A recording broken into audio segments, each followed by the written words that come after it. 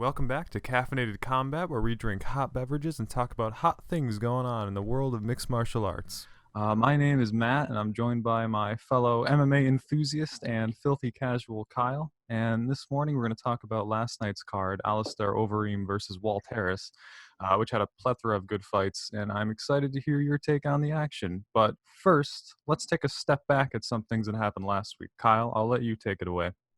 Yeah, so last week we talked a lot about what happened with Anthony Smith and his corner basically just sending him out to die in front of Glover Teixeira and the rest of the world.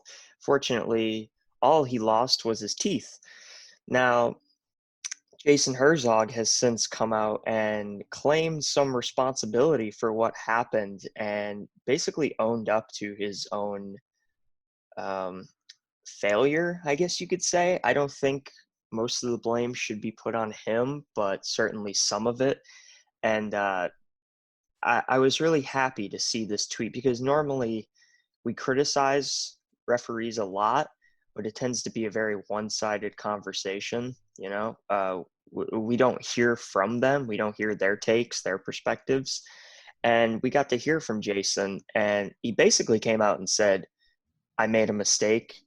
I'm owning up to it, and I'll get better, and I will improve from this. Now, one of the things I want to say about Jason Herzog too is, besides what happened last week, I can't recall a single time where I really questioned his judgment as a referee. Never. I mean, I think he's one of the best there is right now, to be honest. I think him, Herb Dean, Mark Goddard, Keith Peterson, even with all his cigarettes and alcohol, I think Keith Peterson is one of the top referees we have right now. I think Jason Herzog is one of the top referees we have. And I just appreciated that he came out and owned up to it, said he'll get you can't ask much more from a referee, right? Like, he admitted he fucked up, and he'll get better from it.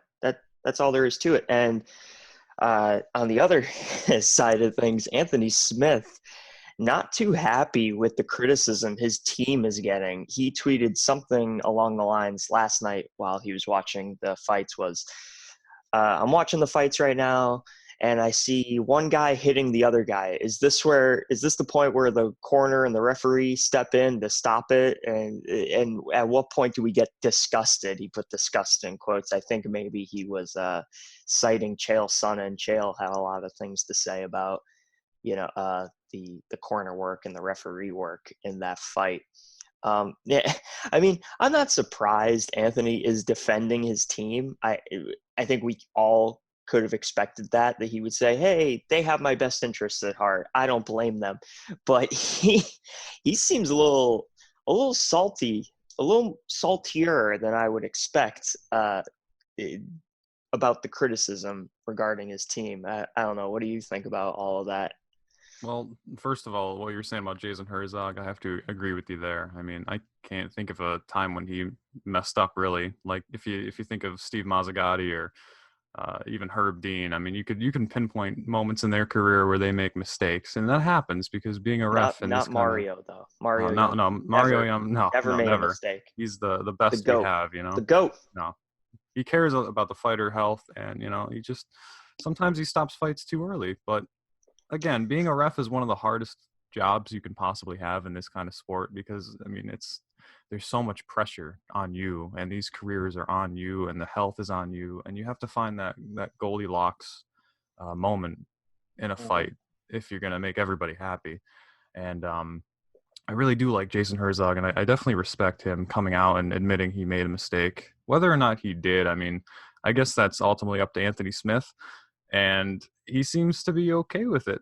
I mean, He's very okay with it. He he's didn't want those teeth anyway. no, I mean, I respect that too. I mean, Anthony's a great guy. He's a good fighter, but he Yeah. seemed too tough for his own good for me. But if we're Yeah. gonna judge whether or not the corner should have thrown in the towel, I mean, I guess it's all based on his opinion. If he Hmm. didn't want the towel to be thrown in, I guess you could say the corner did a good job because they know their fighter. Coming in on the sidelines, we don't know much about Anthony's like personal feelings towards that because he's not going to show it, obviously. Hmm. So I like having that perspective where we could see what Anthony really feels like. I like to see that tweet and the defense of the corner because he's taking a side, and I like that. Yeah, It makes it easier as a spectator to see what's going on, and it's easier to analyze. yeah. So yeah, Anthony, yeah, tell me how you really feel. yeah, Tell he's us how doing you that. really I like feel, that. Anthony. Yeah, he doesn't hold back. I didn't expect that from him. I'm not gonna lie. Yeah, I expected at least like one statement or tweet or whatever where he was like, "Hey, they did a good job. Don't worry." Yeah. Basically saying, "Please don't yell at my corner anymore." But he's defending them pretty. He's been very loyal to his Yeah, corner, which and yeah, he I seems like he's being a suppose good sport about it too. I suppose we will see in the future where that takes him. Now, another bit of news I wanted to get into before we really broke down the UFC Jacksonville card, the third UFC Jacksonville card, was Dana White's planning for an event on May 30th. Really? For all you fans out there that may not be looking at a calendar right now, that's next weekend. That's next Saturday. And we don't have a location for it.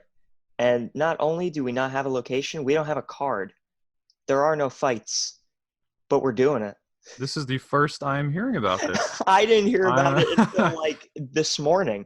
He said in the press conference last night, if I can't get the UFC Apex for May 30th, basically if Vegas doesn't allow it, or if Nevada doesn't allow it, we'll go to Arizona because Arizona right now is talking about reopening all of their sports. Um, but yeah, May 30th, that's what, 6 days? 6 days from now? 7 days? Six. Um, oh no. oh no. Willie He's is getting a little excited. angry.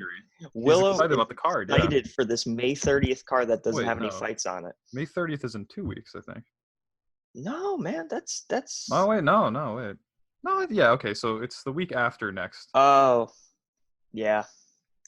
Listen, calendar's not my strong suit, Oh no, but we're not in the calendar business here, okay? still, yeah, we're in the fight business, not the calendar business, all right? I don't know what day it is.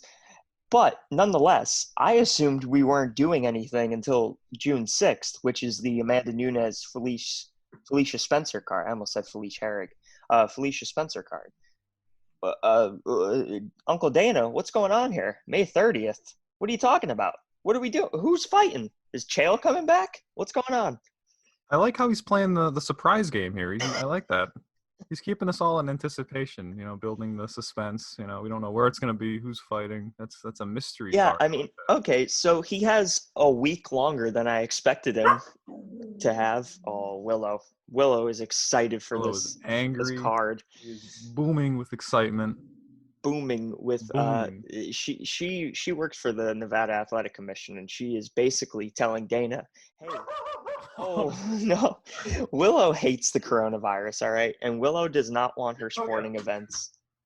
Sorry, she heard Steve Mazzagatti at the door. She had to go in. Anyway, She's like, back to I, what you I were saying. smell I smell Anthony Smith's teeth. Let me go eat them up. Mm. Well, I should say tooth. Oh, I think the other one was a fake tooth. I think he lost one real one fake one, as far as I'm I concerned. really want to know what Jason Herzog's feelings were when he got handed the tooth and just put it in his pocket. He shit That's his really pants. interesting. Yeah, he's probably like, What, "Oh, this what do guy's you real think in that? serious." Oh man, that had to be a spooky moment for Yeah, Jason. I I Uh, I would freeze up in that kind of scenario. I wouldn't know what to do. You know what I mean? Because it's just there's so much on the line. But when someone hands you a tooth, that's oh, and he what didn't if even react to it. He just put it in his pocket. He was totally fine with it. what if he took it home with him? What if he forgot to give it It back? forgot. I think he just wanted it in general. Took that on purpose. He's like, this is a trophy for the Yeah, time I let that man die in the octagon. oh my god. All right. Well, we should probably get into UFC Jacksonville #3, Walt Harris versus Alistair Overeem. Wow. What a night of fights. What a night of bad judging. Oh yes. um, but the fighters performed nonetheless. And I suppose we'll start with our main event. Walt Harris coming back after just the absolute tragedy that happened to him. For anyone that doesn't know, Walt Harris's daughter was kidnapped and murdered, his 19-year-old daughter, about a year ago. And this is his first fight back against Alistair Overeem. And he did lose in the second round. Alistair managed to mount him and flattened him out, and then just start landing some bombs on him, and Dan Mergliotta stopped it. So what was your reaction to that main event? How'd you feel about it? I mean, it's a lot of mixed feelings just because of what you were saying about Walt Harris and his daughter. But it is still a fight. And Alistair is he's a tricky man to really take down. And he played that patented patience game in the first round, and he just waited and waited. But Walt Harris is such a strong man. He's got really hard hands, and he floored him. I think Alistair threw a leg kick, right? And then Walt Harris countered it with a couple hooks, I believe, and sent him to the mat. I thought the fight would be over at that point. Yeah, I thought it could have been easily stopped. it could have been. When he got knocked down the first time. Depending on who was reffing that fight, it could have. I didn't hate that it wasn't stopped. I thought it was okay to continue because Alistair did recover nicely. Yeah. I mean, obviously he recovered nicely, came back and won the fight. But yeah, I think some referees I think Keith Peterson would have stopped it. Yeah, and Keith Peterson would have stopped it. Keith Peterson was like, he was like, I'm ready for a smoke. This is done. I gotta go outside and have some more cigarettes and alcohol. But we had Dan Mergliotta in there, and Dan Mergliotta doesn't give a flying fuck. He's a classic. Who gets hit. He let it go on, and it was probably the right call. I think he did a fine job, and I'm glad he stopped it when he did. Maybe because in terms of when Alistair was hammering Walt, maybe could have stopped it a little sooner, because it was very obvious once Alistair took his back and flattened him out that Walt was not getting out of there. But I appreciated what Walt said after the fight, which was basically, hey, I'll come back. I'll be better. You know, he didn't seem discouraged. I'm happy about that. I'm really happy for the guy that he came out there, performed, almost won the fight, came real close to winning in the first round, and just said, I got some things to work on. I'll be back. I think particularly his cardio, he seemed to be gassing. In the first round, he seemed to be gassing. And when he got on the ground, he looked pretty helpless. His stand-up, his boxing is spot on. I think he's got a lot of potential there. But his wrestling and his cardio seemed to be his downfall in this fight. But, you know, room for improvement. He'll be back. Yeah, a lot of people don't take in Alistair Overeem's grappling. He's very good at grappling. He's not just a technician and a good striker. You know, if he gets you down, or he's going to keep you down. He's gonna really punish you for those mistakes. Yeah, I mean, in that first round, Walt didn't even get knocked down, or I mean, he just slipped. And fell over. He tried throwing a front kick, and Alistair managed to get on top of him and just held him there. And I mean, like I said, Walt wasn't even hurt, but I think his cardio was. Yeah. What happened with the slip? I went back and watched it. He went for that front kick, and Alistair blocked it, but he didn't catch it. But Walt Harris's foot got caught in his guard. I don't think Alistair meant to catch the kick. So I think Walt Harris got his foot stuck in Alistair's guard. And when he realized that, Alistair just kind of threw him to the ground as he was already slipping. It was very interesting to watch. But I would love to know if Alistair meant to do that, because it didn't look like he meant to catch the kick. Walt was coming in very quickly. He was lunging into that kick, and he threw his leg up. He came in quickly. He was on one leg. His balance, I think. It just went out the window. Yeah. Yeah. It was gone.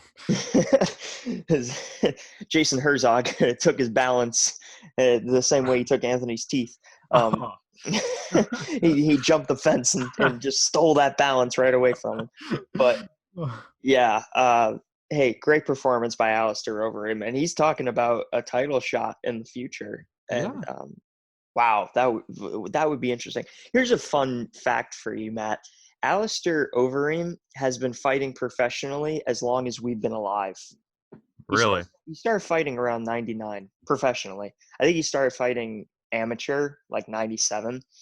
Yeah, I mean, Still. the guy Wow. has been around for a hot minute, and to think he is still competing and being so competitive, and he's in a main event slot. I mean, it's amazing. I Everyone loves to say he has no chin, and Walt did put him down, but he recovered nicely. Yeah, So, he took a lot hey, of strikes there, and he definitely was rocked. But I mean, anyone would be. But the fact that he recovered from that at that age after that many fights, I think he has 46 wins, if I'm correct. yeah, something like Yes, that. It might be 47 now, you but don't see that many veterans lasting that long and still being victorious I mean, against hey, high-level that fighters like that.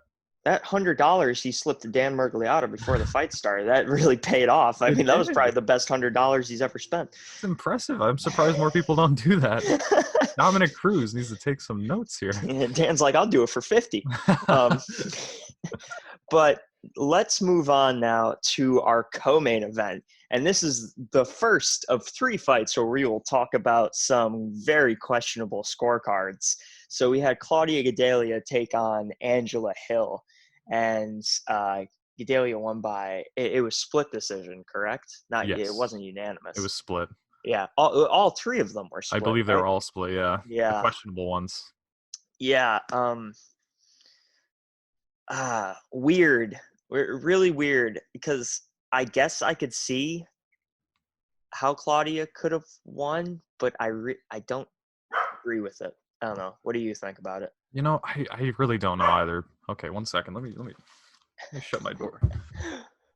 Willow wanted Angela Hill to win that fight really badly. Willow is very disruptive today. Very excited. But I think Claudia definitely won the first round. She put so much pressure on Angela Hill that she couldn't really mount any offense.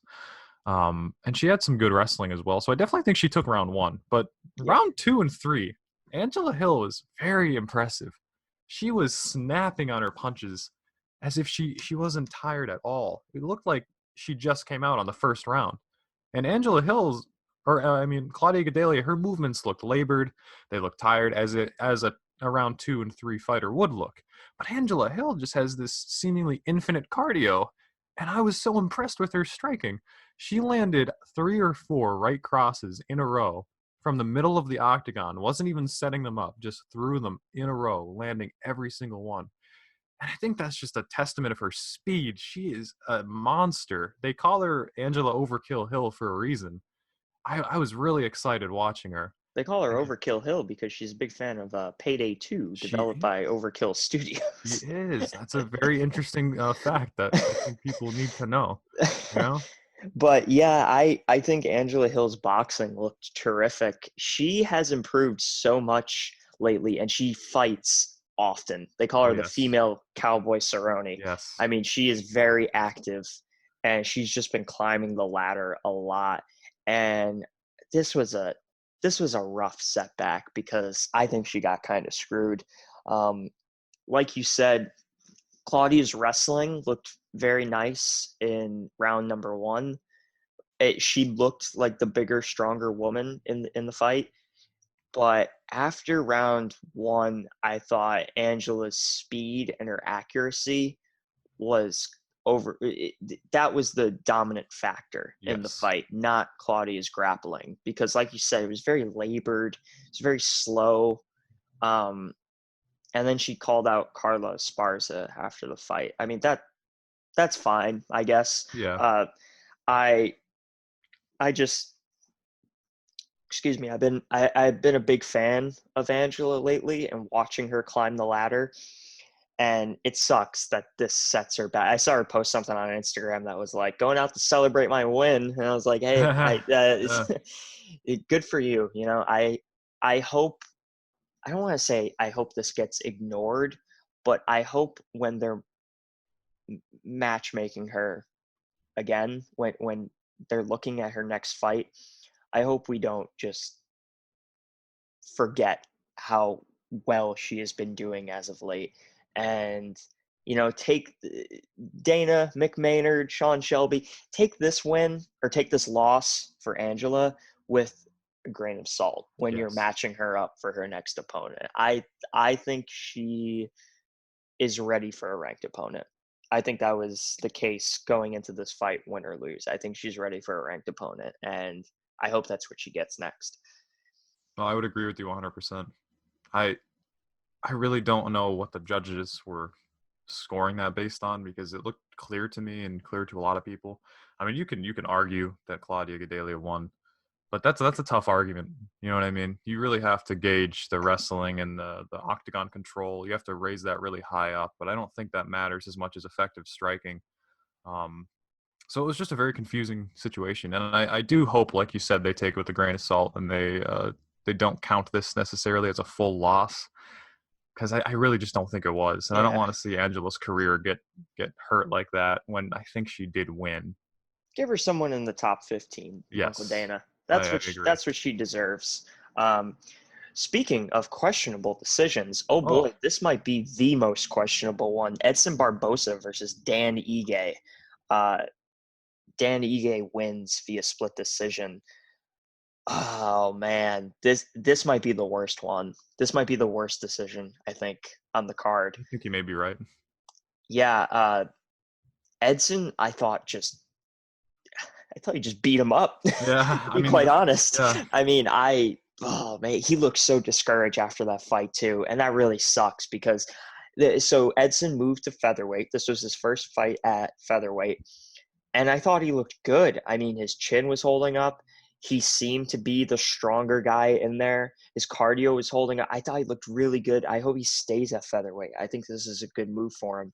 And if you remember, this is the second fight in a row, I believe, that he lost via very questionable decision. The other one being to Paul Felder in yes, Abu Dhabi.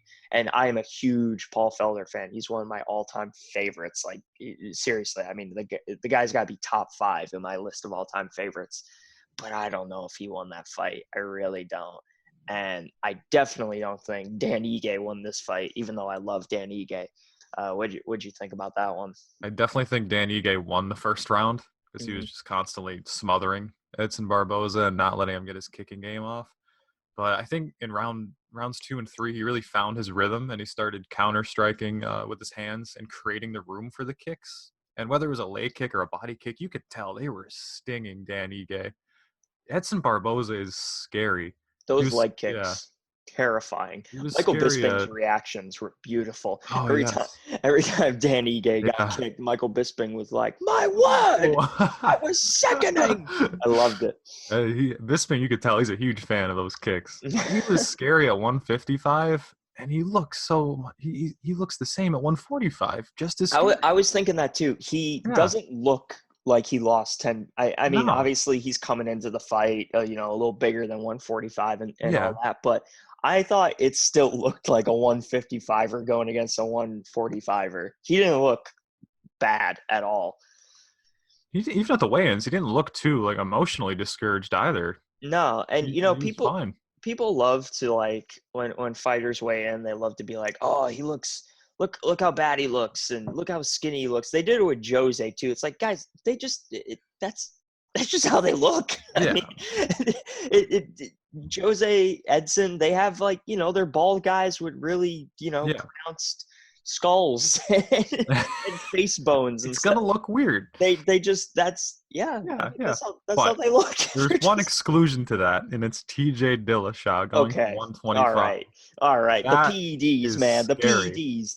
The what did he take? Turinabol? Is that what it's called? Something, yeah, something like that. But Yeah. he looked scary, not like Yeah. physically like intimidating scary, just like zombie scary. Like Yeah. I think Zombie he scary. went way too far there. And Yeah, but cool that and he you tried, but obviously it didn't work for him in the end. You and know, USADA is like, hey TJ, you could take Turinabol and cut down to an obscene weight, but Kelvin Gastelum, you think about smoking weed? None I'll of that see you wacky later. tobacco in my sport. Oh, poor That Kelvin. yeah, that's so He could stupid. use That the is time to recover, but absurd. still. That's That absurd. is absurd. I hate USADA. I think they're the worst. I think they bring almost nothing beneficial to the sport. Um, eh, Whatever. That's another topic for another Vitor time. But Belfort would like to speak to you since TRT is booming. Yeah. Okay. Okay. Maybe they do. Maybe there are some benefits. I mean, we don't have absolute animals anymore, just Yeah, cheating.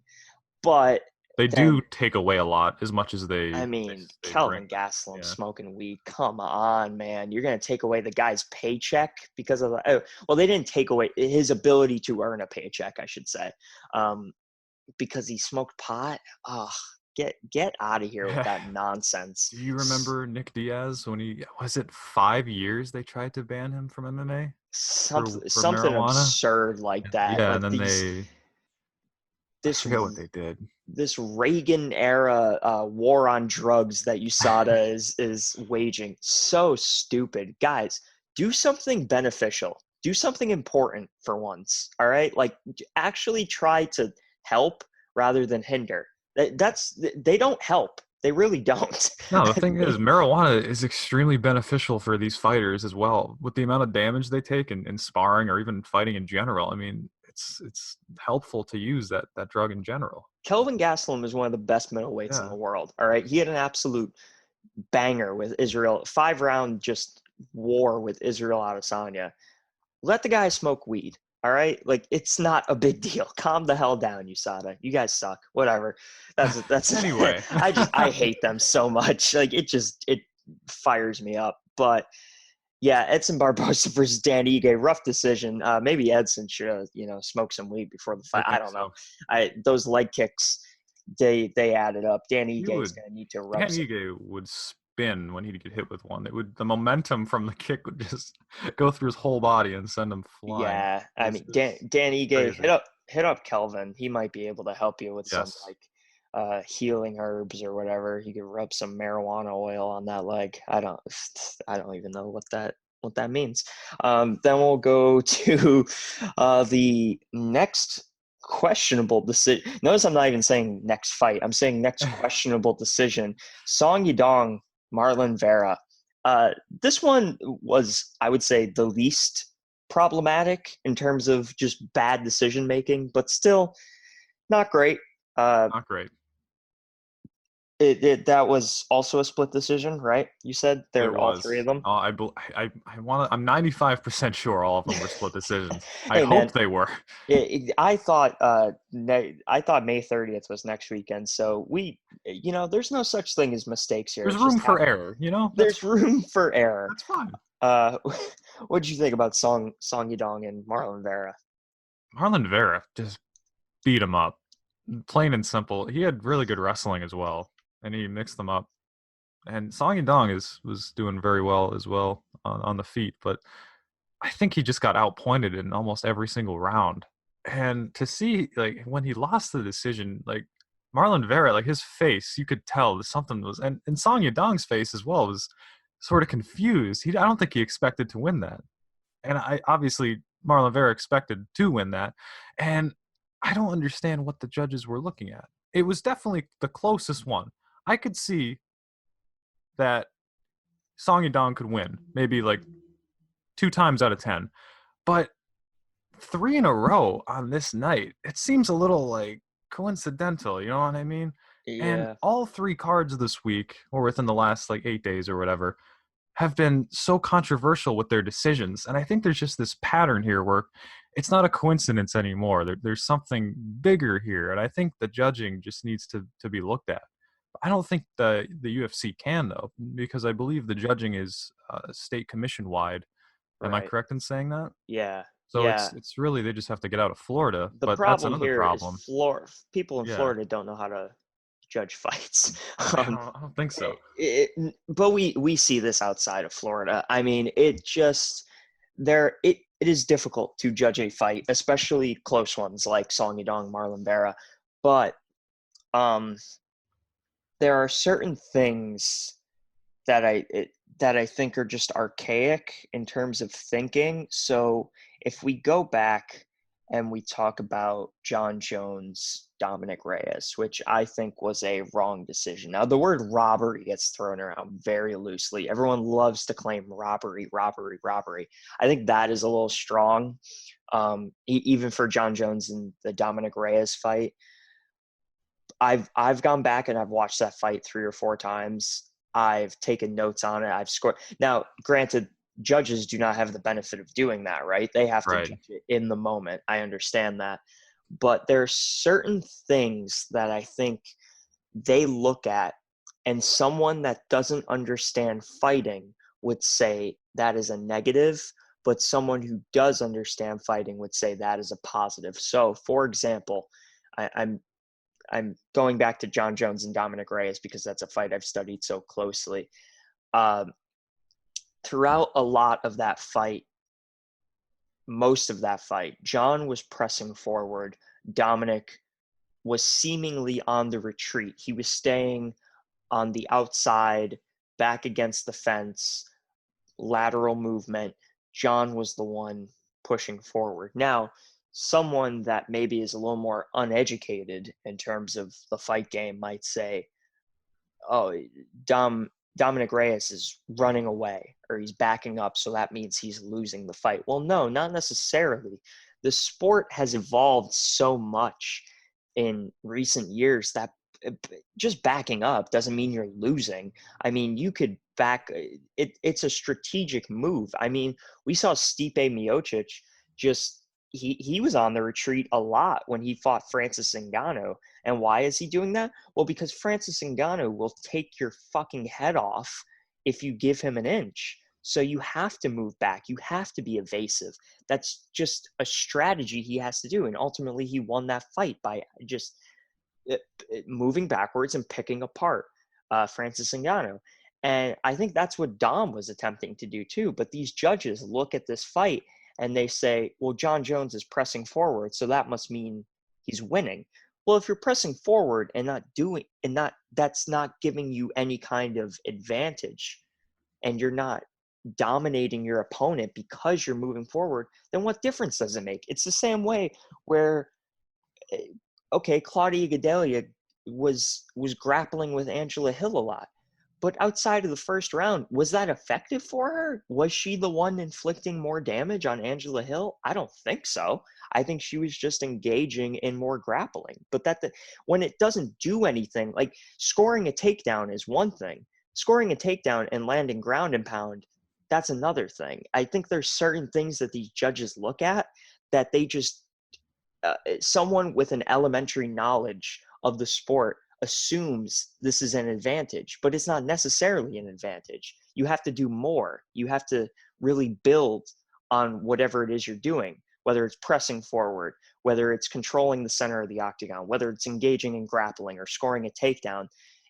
Those things alone, I don't think, make you the winner of a fight. I don't know. What do you think? I think you brought up some really good points. Especially with the walking backwards thing. Octagon control in the UFC rules is the last possible thing you could score as Right. being effective. It's Mm-hmm. the least effective strategy by the UFC rule sets. So you'd think if someone's backpedaling and giving up octagon control, but they're landing more effective striking, the more effective striker would win based on those rules, because striking is weighted more heavily than giving up octagon control. So I agree with a lot of what you're saying in that regards, and I think the takedown thing as well. If you land a takedown, but if you don't do much with it, what really was the point of the takedown? There's a lot to discuss there in terms of judging, because I really wish we could see what kind of certifications the judges have. What do these judges know? Like, I wish there was some unified way to see exactly how they view things. And I think that there's definitely some discrepancies here with what the judges think is going to win fights and what the rules say win fights. So obviously there's going to be some problems here with the There's no fans. transparency. No, there's no transparency. That's a major issue, is these Yes. judges are faceless. Yes. They don't have to face the decisions that they make. We love to pick on referees, but ultimately, what does who is the third person that Bruce Buffer introduces in every fight? Nate Diaz versus Tony Ferguson. Oh, and the referee is this person. That Yeah. referee is there. We know their faces. We know their names. We get to see every decision that they're making in this event. These judges, okay, yeah, they give us their names, but like we don't know who these people No. are. Who the hell are they? What? Why are they there? What do they do that allows them to be there? Why are they allowed to decide whether this fighter wins or loses? What are their qualifications? There's so much. And then another thing you said that's very true. We don't get to see their reasoning at all. We No. don't get to, maybe if we heard from them, we could say, oh, you raise a good perspective. I could see what you're saying there, but it's not. It's completely non-transparent, and it just leaves us to wonder. When you just leave people to wonder, they just start making up their own shit. All right, the fight is fixed, or the judges got paid off, or the judges don't know what they're talking about, this and that. Maybe if we actually heard from these people and got to see who they are and what they were thinking, we might change our minds. They could help us see things that we didn't see in the first place. We all think we're experts. Maybe these people are the real experts. Maybe they have something that we don't even think about, but that's not the case. I mean, they're instead we're just supposed to take their shit and Yeah. just deal with it. But I Overall, I think when Dana White himself says that there's a problem with the judging, I think there's a problem with the judging. He's come and yeah, said that so many Uncle times. Dana Uncle never Dana, wrong. yeah. All No, right. he's always right. All That's right. if you're going to be a fan of MMA, you have to accept something, and that is that Dana White is always right. Dana White It's a unified rule it's of a MMA. fact of life. Now, Yeah. Uncle Dana, where is Fight Island? You Where gotta tell us. is that? Where the May 30th card? No, Nah. he said Arizona if they can't get the Apex. Oh man, Fight Island will be so cool. I can't wait They're for that. fighting on a beach outside. Is that what I took from it? No, man, they're fighting on an island. No, no, no. Like they're setting up the octagon on the beach, Oh, on the sand. I That's guess. I kind of mean, what he was hinting at, and where I else are you want to know gonna if put that's it? true. I didn't Where are know you if it was gonna like put it, in the jungle? no, like in a building. That would be far less. Oh, right. I don't I mean, know. like the open octagon, the open air on a beach. How cool would that be? That Oh would be a man, whole new experience, and there's I so think he would many go for there's that. so many factors. Well, I was listening to Luke Thomas talk about it, and he was basically saying he's seen fights like that on the beach and stuff. He said it's cool for one fight, then you get over it. But that's Luke Really? Thomas. Luke Thomas hates everything.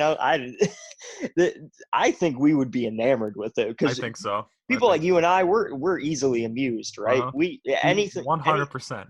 anything Dana does, we eat it right up, and we're like, yes, Uncle Dana, give me more, please. Yes, please. So I think we would love the beach trip, the Uncle Dana beach trip. But Dana beach trip. I love it. I'm so looking forward to this. You have no idea. I think another fight we have to talk about, well, two more fights really, but the first one I want to talk about is Nate Landwehr defeating Darren Elkins. Oh, the The damage, Elkins. the Oh my. damage, that's a lot of damage He, indeed. oh my God. That was bloody. He, his entire face was red. I've never seen an entire face, every inch covered in blood like that. Dude, it It was was that scary. Just bleed guy, the fan with the just bleed on it on his chest. Oh, He was he's there. sitting. He Oh was my in the God. octagon. No. He's, oh, how could I have Yeah, missed that? Nate Landwehr looked fantastic. I can't believe he didn't put Darren Elkins down. That's just a testament to Darren Elkins' toughness. It's so difficult to put that guy down, no matter how much damage you inflict. No pun intended. No matter how much damage you inflict on him. Um, His nickname, it adds up. It makes 100% sense. You know what I mean? That's yeah, just, I mean, I gotta hand it to him. hey, he may not have won the fight, but he certainly won, in my opinion, worst tattoo in MMA history. But hey, that's just Ah, me. What do you think? Where does Nate Landwehr go from here? What did you think about how he? I really loved his just he seemed like he was just playing into MMA memes, to be quite honest. The way Yeah. he was just screaming in the octagon, Dana, Dana. I mean, it was fun. It was fun to see a guy with an attitude like that rather than just, complete stoicism all the time. After he won, the amount I've never seen that amount of energy in an octagon interview in my entire life. This guy was screaming every single word. He was so happy. That energy, it made me want to go outside and just run 5 miles. It was just inspiring. And it's hard to not get excited with this kind of guy. Yeah, And who do you think he should fight next? That's a tough one. I have no idea. I mean, uh, I'll be honest, in his post-fight interview, he may have called someone out. I have no idea. I couldn't understand No, I 95% of couldn't. what he was saying. He was just, he was screaming. But Yeah, it wasn't the most legible screaming. You're right, but you can identify the energy nonetheless. yeah, I mean, I'm excited to see where he goes from here. I don't know where you put him, but hey, that's an exciting fighter. That's an exciting prospect in featherweight. Put him, I Maybe don't know. maybe you should give him someone like Jeremy Stevens coming off a loss, get up in the rankings, see how he really That would holds. be that Is would he be ready interesting. for that? I mean, Darren Elkins good. He's ranked number. I don't know if he's ranked. He's No, he's he's no, he's up there though. I don't think he's He's ranked. close to being ranked, if not. But Um, I feel like you might want to give him a ranked opponent because he is scary. He's got the skills, he's got the energy, the drive, the motivation, everything to get up and to be a ranked opponent. he Whether or didn't not he feel succeeds, but he didn't feel like a prelim fighter. I'll say no, that much. no. It certainly felt like a just not just his fighting style, but just his overall energy and personality. It felt like this is someone that could be low on a main card. I think maybe I, like I would agree with you. the opening fight on a main card. Um, Another person who I think did extremely well was Miguel Baeza when he Oh fought yes. Matt Brown. I mean, that was just a really great performance by him. Matt Brown just almost took him out in the first Yeah. round, but he came back, dominated. Um, I don't know. What'd you think about Miguel Baeza?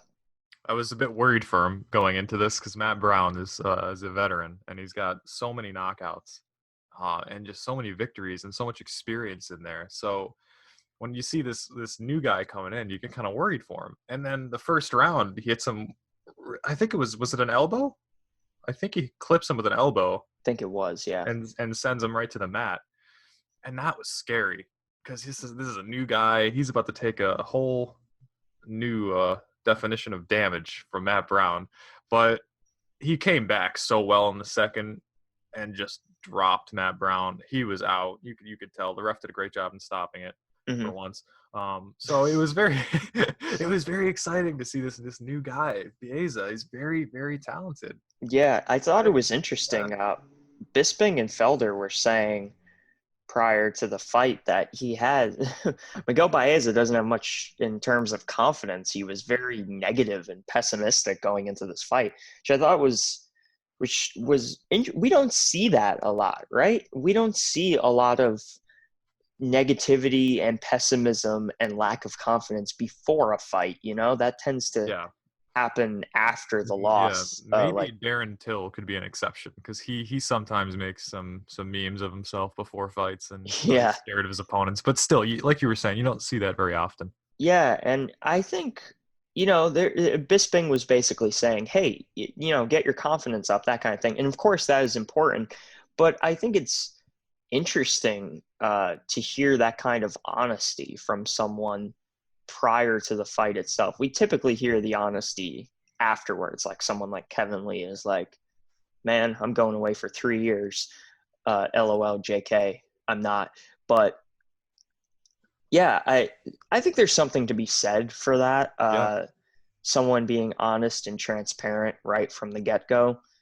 Uh, what I don't know how that's gonna translate into future fights with future and possibly more skilled opponents. We'll see, but that is certainly someone to keep an eye on. Yes. So to finish off, any loose ends that you want to tie up before we end this? Anything that really stuck out to you? Any news right now that you are dying to talk about?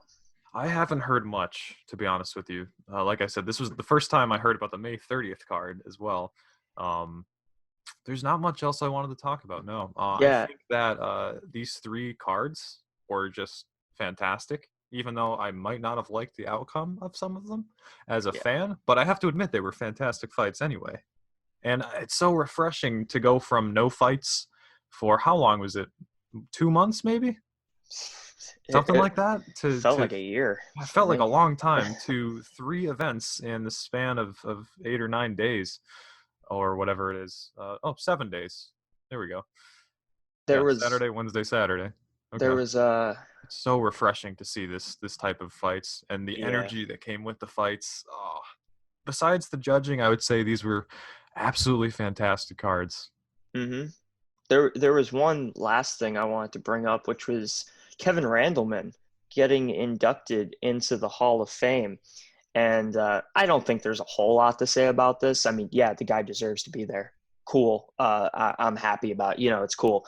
They showed Mark Coleman tearing up in the back after, Yeah. it got announced and stuff like that. The main reason I wanted to bring this up was because of uh, a little funny story I have as I was watching all of this last night. So I will be entirely honest with you, Matthew. I had a few drinks in me. All right. Okay. I, Fair wa- enough. I was I was not completely sober watching this card, and the the promo popped up for the Kevin Randleman Hall of Fame induction, and they didn't say his name at first. They just said someone who was gone, who was taken from us too soon. And the moment they said that, I look over at my laptop and I see a big black chest, just someone's ripped the chest of Kevin Randleman, but I did not know this at the time, Right. part of the promotional video. And I saw that big black chest and I heard taken from us too soon. And I thought, oh my God, they are inducting Kimbo Kimbo Slice into Slice. the Hall of Fame. How the hell are they going to do this? And I was, listen, hey, R.I.P. Kimbo. I miss him, Oh man. but I saw that and I was like, no way. They're not inducting Kimbo They into the Hall of should. Fame. Kimbo is a legend. Maybe not record wise, but he was Uh, so popular. but yeah, when I saw it wasn't Kimbo and I saw Kevin Rand, I was like, okay, good. This I makes more sense. no disrespect to Kimbo. Rest in peace, Kimbo. We love you, buddy. But Jesus, I got really scared there for a minute when I heard taken from us too soon and I saw just a massive black man on my screen. I was like, holy shit, Kimbo Slice, Hall of Fame induction. Oh, that Uh, would be Dada 5000. You mistook him for that. we get George St. Pierre induction and then Kimbo induction right after that. Oh my Um, god. yeah, but was Dada even ever in the UFC? That was a I Bellator fight, no, wasn't it? yeah, he was in Bellator. Yeah. I don't think he was in the He UFC. I could took be like wrong 6 though. heart attacks after that fight, Yeah, that something was like a that. very I'd like to break down that fight sometime. That We was can it. do that. I mean, hey, we got a bit of a break ahead of us. May Yeah. 30th, farther away than I thought it was. Not Yeah. next weekend. Who knew? Hey, I didn't draft the calendar. All right, that was the Mayans.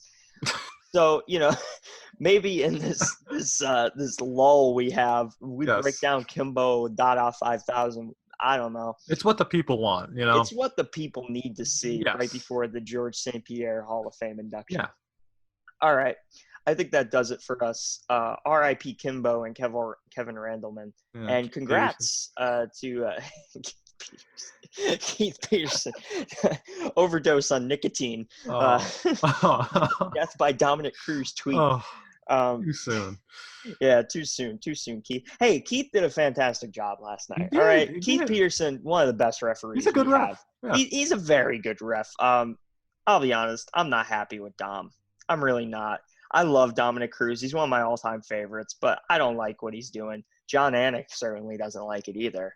I have one last question for you Okay. before we end this. What do you think that fight would have been like if Dan Miragliotta was the ref? Do you think that Oh, Dom, Dominick Cruz, Henry do you think Cejudo. if he recovered from that, taking that obscene amount of damage that he probably would have taken, if Keith Peterson didn't stop it, do you think that he would have possibly come back in the later rounds? No, to be No? honest. I think Henry had that fight. It's the same way I felt about the TJ Dillashaw stoppage. I was like, it was a little soon. It was a little premature. But I ultimately don't think that fight was going any other way than the way we saw it. I really don't. I thought Henry just looked better. He really did. He just looked better in every way. His striking was snappier. He wrestled the hell out of Dom. I mean, I've never seen Dom just get No. taken down like Yeah. that. Henry is just, everyone loves to doubt him, myself included sometimes. The guy is just really freaking good, that's a future Hall of Famer right there, right alongside Kimbo. No, Triple C legit. I mean, He's Triple so C, good. he's the Yeah. king of cringe, but he's also Triple C. I mean, he's the guy. He's great. He really is. And I think we'll see him again. I don't I think he's think we done. will. He's just maybe trying to get more money from Uncle Dana. Who Hey, knows? play that game, Triple C. I I don't respect blame you. that. Go for it. Yeah, do it. Do what you gotta do, Yeah. High my class man. fighter like him needs high class pay, Yeah. It's only fair. Yeah, I 100% agree. As Connor said, as he was getting his esophagus broken by Khabib, it's just business. It is just business. It's just business. Yeah. All right. So with that, I think we'll end it there. This has been Coffee and Combat, where we drink hot beverages and talk about hot things going on in the MMA world. Hell yeah. We'll be back not next week, June 6th, to talk about the Amanda Nunes Felicia Spencer card. Hey, what about that May 30th card? That's probably not going to happen. But if it does, we'll be back for the May 30th card. I don't think that'll happen, but who knows? Yeah, we'll see. We'll see. Hey, no fights announced. It's 2 weeks. Arizona, come on, Arizona. Arizona, come through. Yeah, all right. Don't bring those Jacksonville judges over, though, please.